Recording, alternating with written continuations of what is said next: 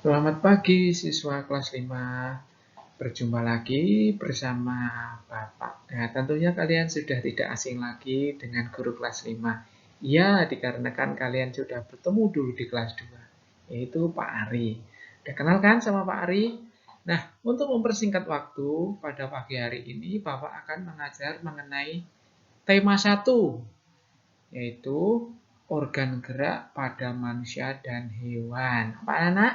Ya, organ gerak pada manusia dan hewan. Ya, untuk lebih jelasnya kalian buka buku temanya. Ya, kalian buka buku temanya. Buku tema 1 sudah, subtema 1 sudah ketemu. Nah, kalian buka halaman 7. Cari, dan cari. Nah, sudah ketemu? Kalian lihat di pembelajaran 1, pendalaman materi di bawahnya. Organ gerak pada manusia dan hewan. Ya, organ gerak pada manusia dan hewan.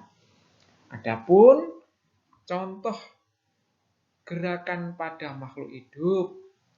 Kita termasuk makhluk hidup kan? Ya, manusia termasuk makhluk hidup, binatang juga termasuk makhluk hidup. Nah, ya, intinya yang hidup. Bagaimana ciri-cirinya makhluk yang hidup? Ya, tadi berjalan, bisa. Berlari, ya bisa. Terus berenang, bisa. Terbang, ya bisa burung ataupun merayap. Nah, itu beberapa contoh gerakan pada makhluk hidup. Sudah jelaskan contoh gerakan pada makhluk hidup? Yang pertama berjalan, yang kedua berlari, yang ketiga berenang, yang keempat terbang, dan yang terakhir merayap. Nah, sistem gerak terdiri dari organ gerak aktif dan organ gerak pasif. Nah, organ gerak aktif yaitu yang pertama otot. Otot merupakan organ gerak aktif karena memiliki suatu senyawa kimia yang membuat otot dapat bergerak. Jadi otot itu termasuk organ gerak aktif. Nah, kemudian yang kedua, organ gerak pasif. Tulang merupakan organ gerak pasif karena tidak dapat bergerak sendiri tanpa organ gerak aktif yang mempengaruhinya. Dadine tulang kuwi ora iso obah nek ora ana yang membantu. Siapa yang membantu? Ya, itu adalah otot. Sudah jelaskan? Sistem gerak terdiri dari 2, yaitu organ gerak aktif, kemudian organ gerak pasif. Jelaskan? Ya, tentunya kalian sudah jelas. Nah, lebih jelasnya kalian perhatikan gambar selanjutnya. Sistem gerak pada makhluk hidup. Yang pertama, otot atau daging. Kemudian di sampingnya tulang. Gambar apa itu anak-anak? Ya, gambar kerangka manusia. Nah, jadi kalian sudah bisa membedakan antara otot atau daging, kemudian tulang. Otot adalah organ gerak aktif. Kemudian tulang adalah organ gerak pasif. Tentunya kalian sudah bisa membedakan antara otot dan tulang. Ya.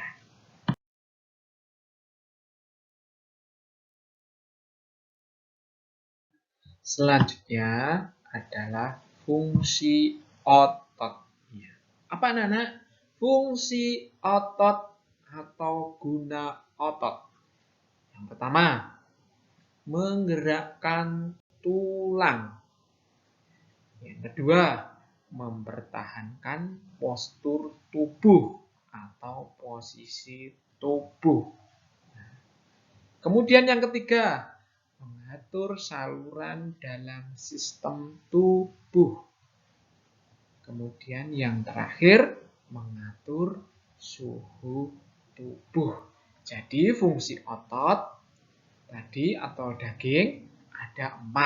Menggerakkan tulang, mempertahankan postur tubuh atau posisi tubuh, kemudian yang ketiga mengatur saluran dalam sistem tubuh, kemudian yang keempat mengatur suhu tubuh. Nah, kalian bisa melihat gambar ini. Gambar orang menggerakkan atau mengangkat buku. Nah, itu salah satu fungsi organ gerak aktif atau otot. Nah, itu terlihat tangannya bergerak-bergerak mengangkat tangan. Yaitu salah satu fungsi atau guna otot.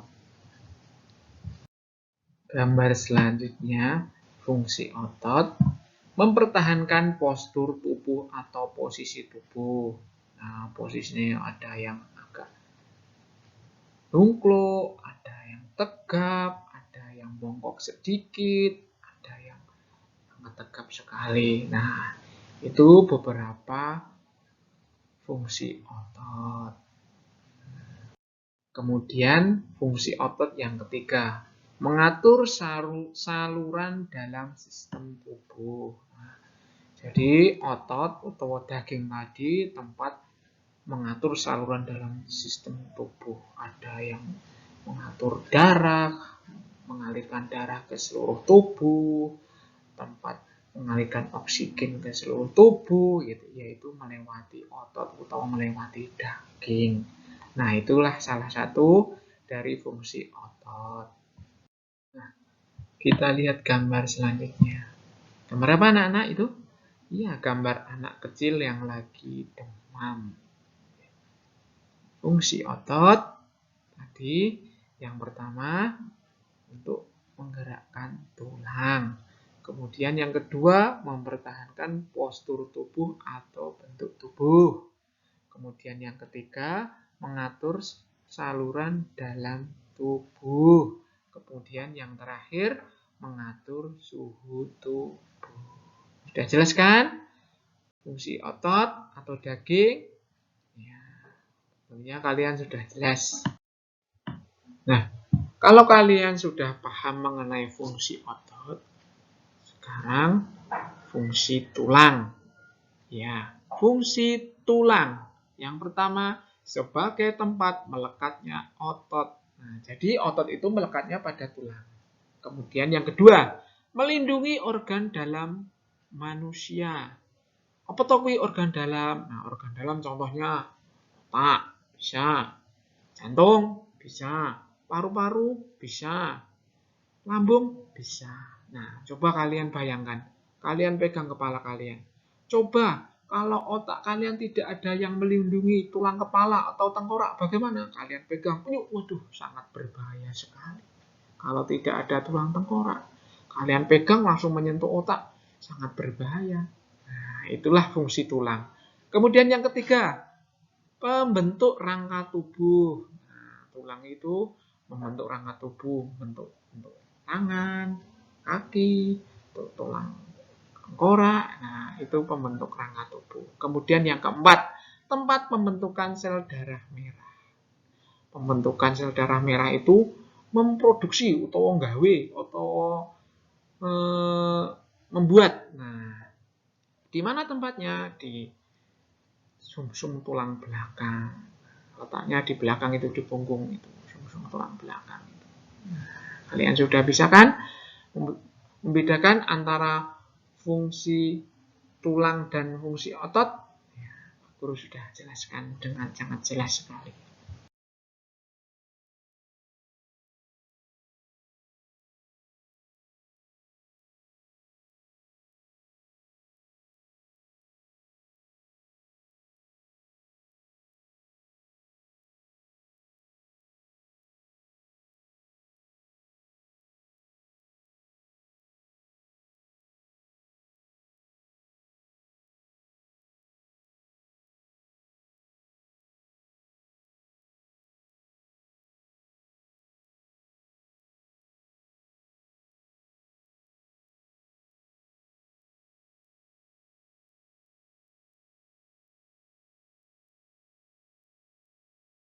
Nah, gambar selanjutnya ini sebagai tempat melekatnya otot. Nah, yang kedua, melindungi organ dalam manusia.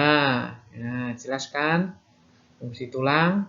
Nah, kemudian gambar yang ketiga, pembentuk rangka tubuh. Nah, kalian perhatikan gambarnya.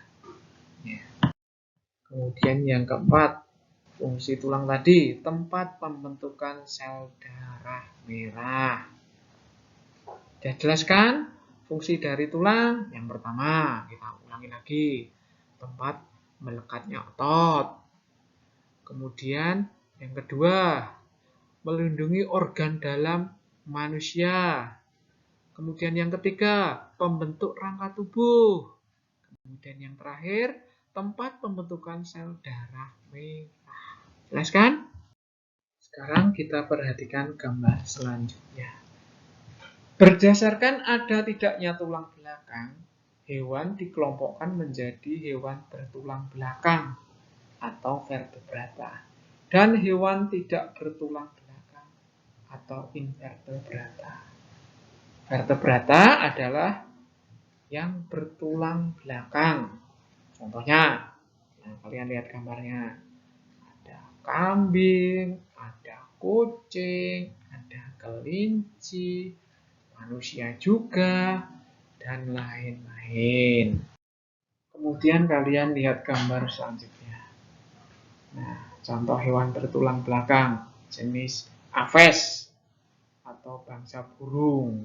Contohnya burung kutilang, burung kenari, burung kacer. Nah, itu termasuk binatang vertebrata atau bertulang belakang. Terus, ada lagi amfibi. Apa itu arti amfibi? Amfibi adalah hewan yang hidup di dua alam, di air dan di darat. Contohnya, ada katak, salamander, labi-labi atau bulus. Nah, itu termasuk hewan amfibi. Kemudian, hewan apa lagi yang bertulang belakang? Ya, jenis reptil. Apa itu reptil? Reptil adalah hewan melata atau merayap.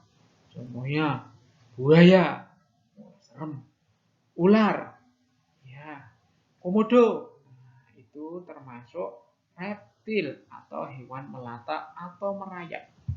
Nah, kemudian gambar yang kedua, hewan tidak bertulang belakang atau invertebrata.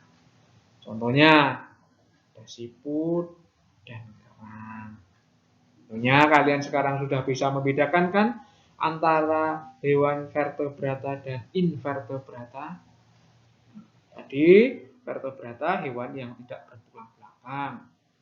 Ada dari jenis mamalia, ada jenis dari aves atau burung, ada dari jenis amfibi, ada lagi dari jenis reptil. Nah, itu hewan yang bertulang belakang. Kemudian hewan yang tidak bertulang belakang, contohnya siput dan kerang. Sudah paham kan? Jelas kan? Ya. Nah, sebelum Bapak mengakhiri pelajaran pada pagi hari ini, kita ulang sedikit ya, biar kalian lebih paham lagi, lebih jelas lagi sistem gerak pada manusia atau hewan. Nah, yang pertama tadi ada sistem gerak aktif, contohnya otot. Kemudian sistem gerak pasif, contohnya tulang. Nah, kemudian hewan atau manusia dibedakan menjadi dua. Yang pertama, vertebrata ialah hewan yang bertulang belakang. Kemudian invertebrata ialah hewan yang tidak bertulang belakang. Nah, tentunya kalian sudah paham sekali. Nah, sebelum kita akhiri, guru pesan selalu jaga kesehatan, jangan bepergian kalau tidak penting, tetap di rumah. Ya, tetap di rumah. Sekian, terima kasih. Sampai jumpa di pembelajaran selanjutnya.